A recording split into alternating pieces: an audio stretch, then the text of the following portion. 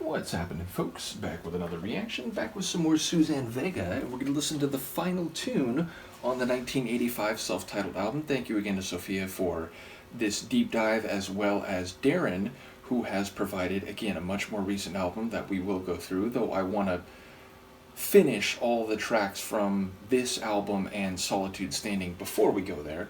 In any case, the last track is Neighborhood Girls. It's a clear enough descriptive phrase, though I feel like the connotations could go in different directions, meaning it could be a group of girls that the narrator is part of, but another thought I had going into this is that maybe the neighborhood girls are set against or at least apart from the narrator, and they could be mean or unwelcoming or otherwise antagonistic toward the narrator. Of course, it could be neither of those possibilities, but still a description of a group of girls that presumably all live in the same neighborhood or at least play or engage in social activities in a particular location. So yeah, there's a lot implied by the title and yet a lot left up to the imagination. Let's see what I can catch on a first listen. This is Suzanne Vega. The track is Neighborhood Girls, and it's the final tune on her 1985 self-titled album.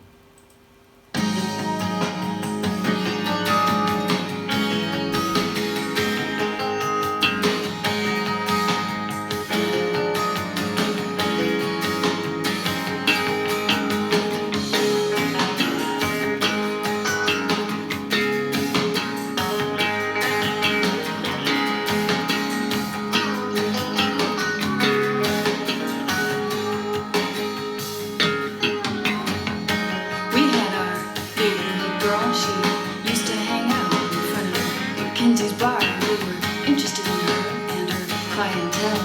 You just wonder where she's gone. Oh, she's gone, yeah, she's gone. Nope.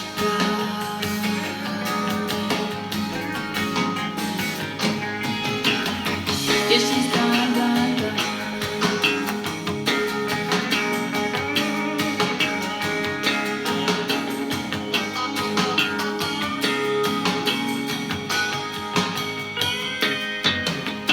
I think I know your neighborhood girl. She lives on my street now, eyes of ice.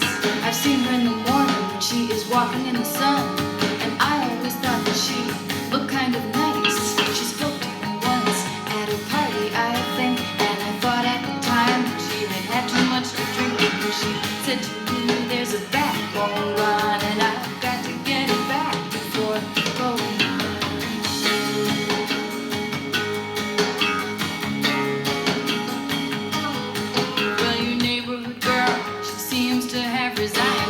Looking out at people from the back of her mind, and before she went off, she spoke to me again. She came up and said, you have the eyes of a friend. There's a razor's edge that I have lost somewhere, and I would like it back. So if you see me anywhere, I've been out for a while, but I'll be back in a bit. I am just walking through the smoke, finding out if this is it.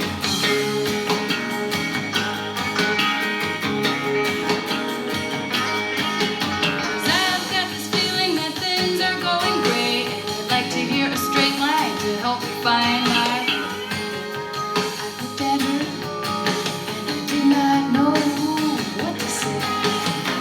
She had long black hair.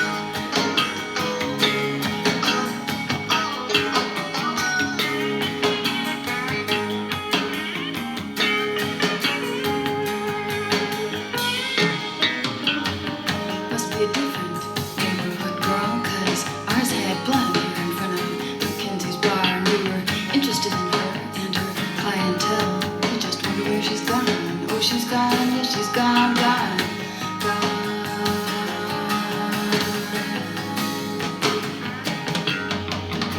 Yeah, she's gone.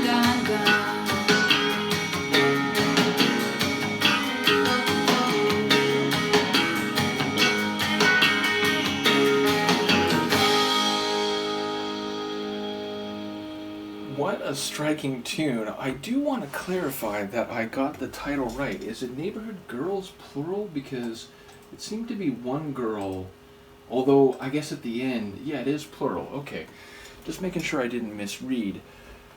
But yeah, I guess at the end there was a suggestion that this must be one of a handful, or at least there was another girl, because the one they knew had blonde hair. That's the one that hung out in front of Mackenzie's bar, and they were curious about her clientele.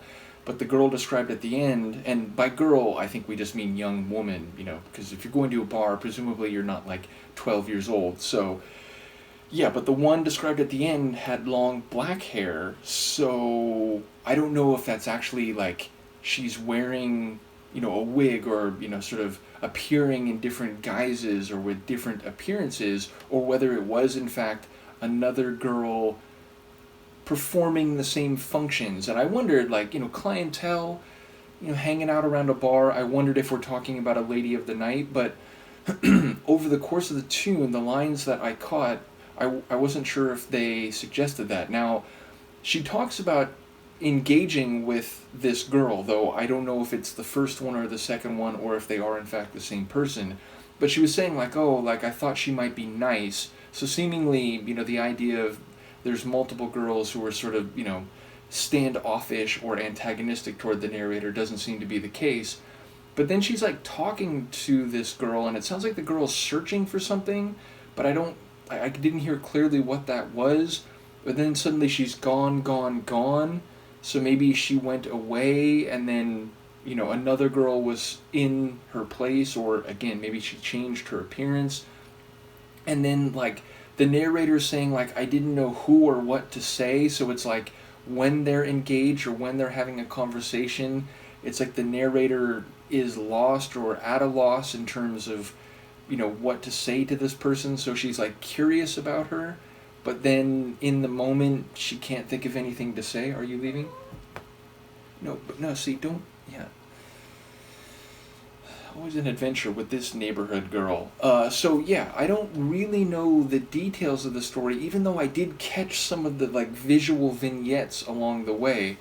And I really have to comment on the, like, country blues flavor of the Sonics. I've mentioned, like, most of the tunes I've heard from her so far have this, like, guitar poet, minimal arrangement, her and an acoustic guitar singing. There's obviously been a few that had, slightly different instrumentation or more extensive production, but yeah, like, I keep making a comparison to Joni Mitchell, though, with a couple decades later stipulation. But yeah, a lot of her songs seem to have this guitar poet sound, but this one, it was more twangy, it had a bit of a bluesy flavor, but also, again, it was quite country in some of the guitar and Sonics overall. So yeah, this one seemed to be in a different area musically than a lot of what I've heard from her, but was very compelling. Like, it had me grooving to the bluesy, like, country blues style guitar, and her voice, sort of fit that environment,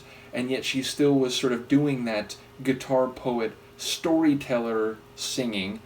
So yeah, a very compelling tune. I'm curious to hear what people have to say about it. Let me know, and as I said, we'll go through any remaining tunes on Solitude Standing, and then we will be on to the newer albums. So looking forward to it all. Let me know what you think. I will see you then. Peace.